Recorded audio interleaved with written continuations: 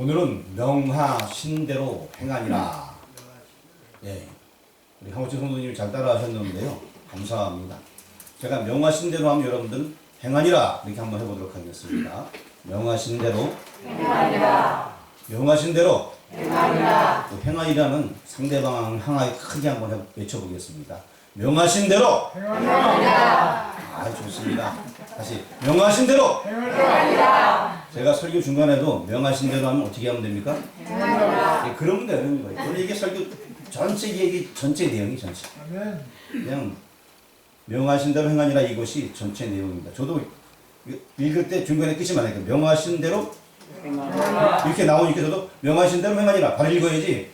명하신대로 행하니라. 자꾸 쓰면 안 될 것 같아요. 그래서 오늘 설교 내용 내내 제가 앞에만 얘기하면 여러분 뒤에 따라하시길 바랍니다. 명하신대로 행하니라. 아멘. 자, 지난번에는 우리가 6월절에 대해서 함께 말씀을 상고하였습니다. 굉장히 중요한 마지막 표징에 대해서 우리가 함께 말씀을 나누게 되었는데 6월절, 즉 6월에 간다, 넘어간다라는 의미. 똑같은 재앙이 이제 이스라엘 땅 고센 지역에 있었지만 이미 피가 있기 때문에 여기는 어둠의 사자들이 재앙이 이미 임했네 하고 넘어가게 되었습니다. 그 피는 어린 양의 피를 상징하는 것이다 라고 지난번에 말씀을 드렸습니다.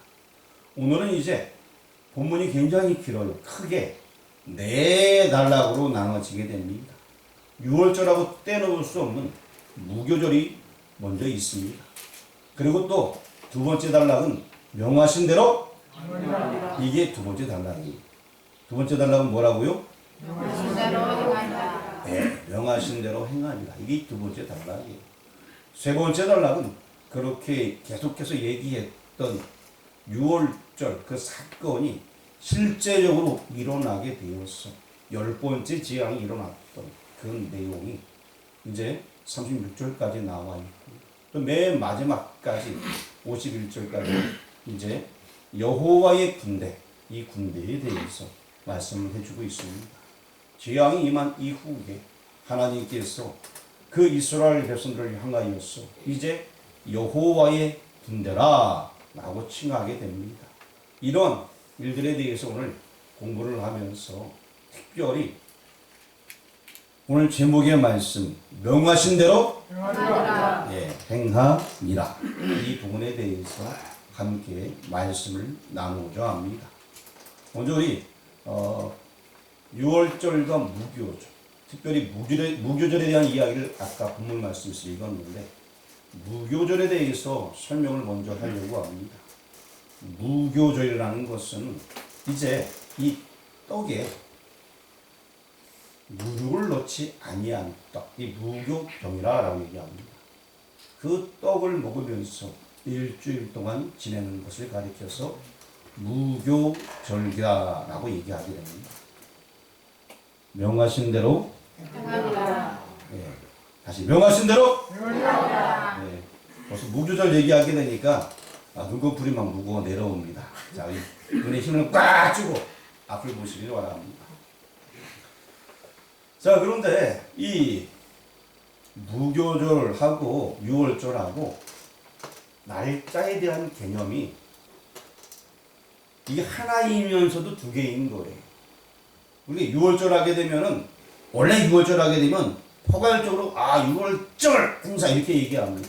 근데 굳이 나누게 되면 정말 6월절은 첫날 저녁 그날 밤만이에요. 그 밤.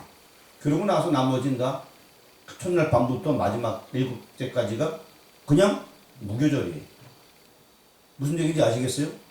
6월절 하게 되면 총 8일을 가리키는데 전체 8일인데 근데 지금 제가 말하는 이 8일을 다시 설명드린다면 6월절 첫날 밤이 6월절이고요. 그 다음부터는 6월절 첫날부터 무교절이 이어져서 7일까지 이어지게 되고 제 8일에는 큰 성회로 예배드리는 날이에요. 이걸 다 가리켜 6월절이라 얘기하는데 굳이 구분하게 되면 6월절과 무교절 두 개가 있다는 것입니다. 이해되시나요? 네, 이해는 되고 이해는 가고 있고. 자, 이 무교절은 무엇이냐? 일단 날짜가 유월절하고는 같이 시작되지만 첫날 밤, 고밤, 어둠의 사자가 왔다 갔다 하는 그 날이 유월절이라는 것입니다. 그날 양을 잡고 피 임방설주에 바르고 집안에 다 들어가 있어야 돼요. 그리고 무교병을 먹으면서 있는 그 날이 이제 유월절 날입니다. 그 다음부터는 그 유월절이 시작된과 동시에 무교절도 함께 시작이 되어서 7일 동안 이어지게 된다는 것입니다. 이것에 의미가 있어요. 자, 예수님의 십자가는 단번에 이루어짐으로 말미암아 모든 것을 완성하셨습니다. 구원이라는 것은 단번에.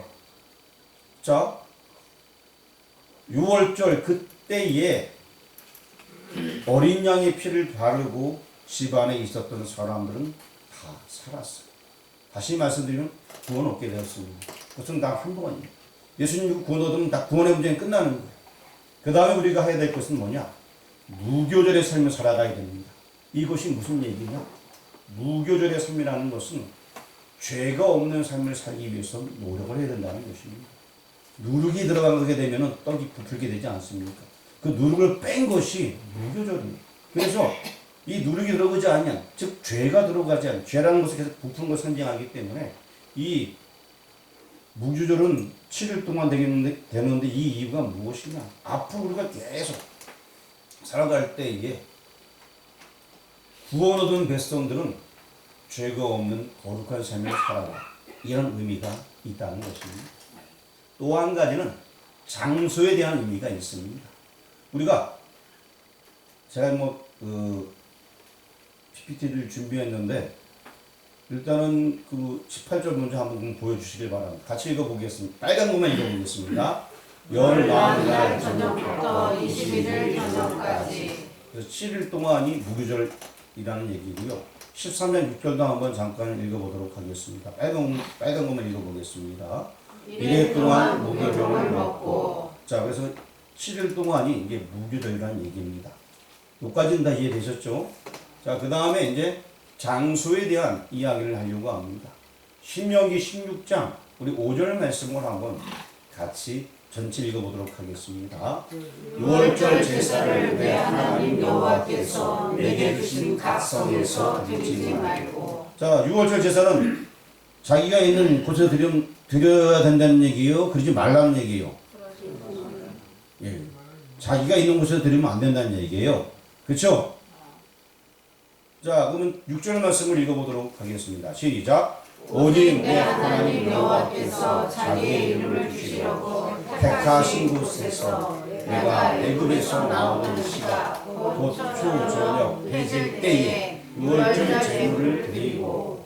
자, 6월절은 14일 저녁 그때 이제 양을 잡아서 하나님께 드리고 시작이 되는 것입니다. 근데 장소가 어디다? 택하신 곳. 자, 그 다음에 7절 말씀도 한번 읽어보겠습니다. 내 하나님 여호와께서 택하신 곳에서 그 고기를 구워 먹고 아침에 내 장막으로 돌아갈 것입니다. 택하신 곳에서 무조건 6월절은 택하신 곳이에요. 다른 곳이 아니에요. 택하신 곳. 자, 구약의 시대 때, 성막 시대 때는 이제 성막 중심으로 모였을 것이고, 그리고 그 다음에 성전이 생겼을 때는 예루살렘 성전 중심으로 모여서 거기서 6월절 제사를 드리라 이렇게 말하는 것입니다. 택하신 곳에서 하나님께서 택하신 곳. 자, 6월절 제사는 어디서 드려야 된다? 택하신 곳. 그래서 우리가 오늘날 예배 드리는 것도 하나님 택하신 그 장소를 정해놓고 예배 드리는 것이 굉장히 중요합니다. 나는 집에서 예배를 맨날 드려! 그러지 마시고 우리가 택하신 곳에 나와서 예배 드리는 것이 굉장히 중요합니다. 자, 어찌되었던 택하신 곳, 분명한 장소를 정해 주었습니다. 그럼 무교절기는 어디서 지켜야 될 것, 어디서 지키나요? 예? 그래요. 예? 예? 자, 무교절기는 어디서 지켜야 되는지 성경에 나와 있는데 어디쯤 나와 있을까요? 오늘 읽었던 본문 말씀 중에 잘 찾아보시길 바랍니다. 어디쯤입니까? 몇 절쯤 있는 것 같아요? 20절. 예? 23절. 오늘 본문 말씀에 23절이요? 20절이요. 네, 20절. 자, 20절 같이 한번 읽어보도록 하겠습니다. 너희는 아무 믿음을 믿지 먹지 말고